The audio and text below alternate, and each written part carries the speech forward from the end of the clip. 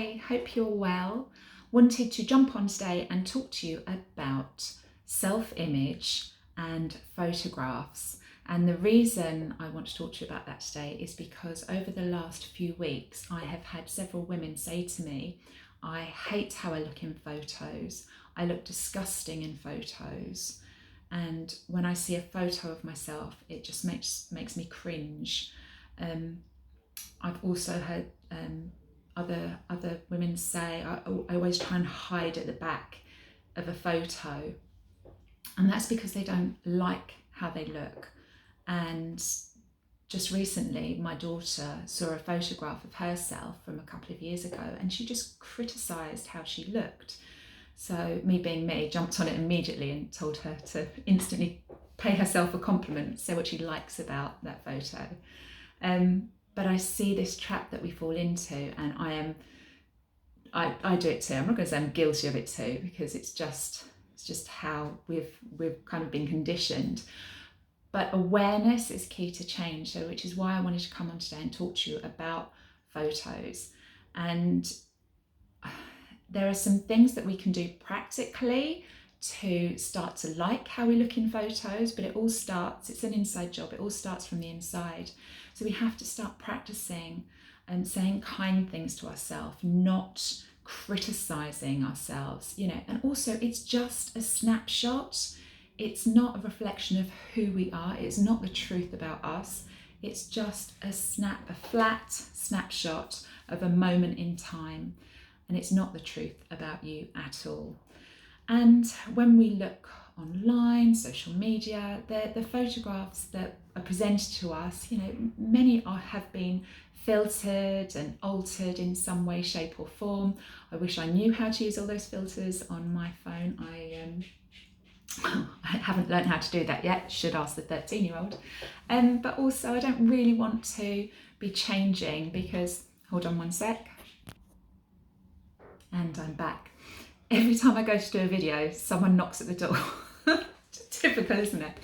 Anyway, I'm not going to re-record because that's not important. What is important is how you feel about yourself.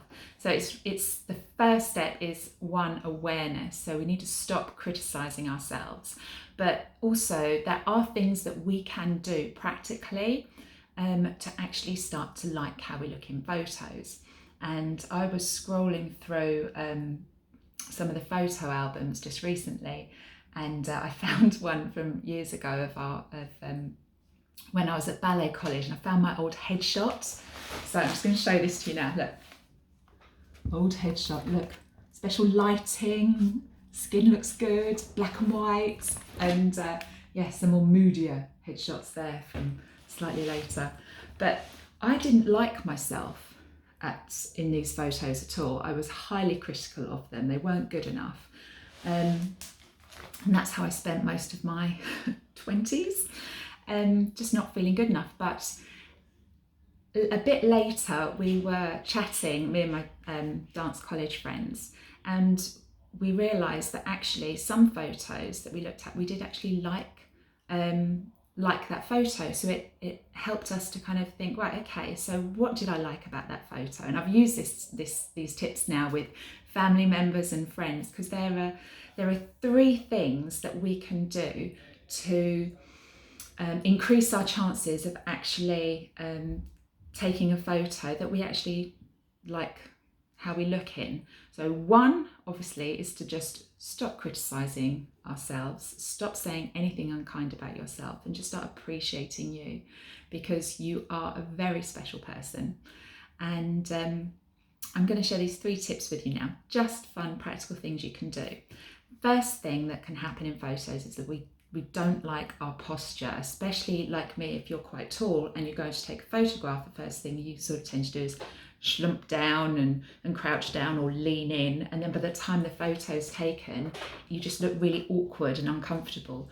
So I would say posture, number 1, but without sitting kind of bolt upright and looking really unnatural. Something that I've learned from my dancing days, if you just think about sort of your underwire just below your chest here, and just taking a breath and just lifting up probably about an inch or 2.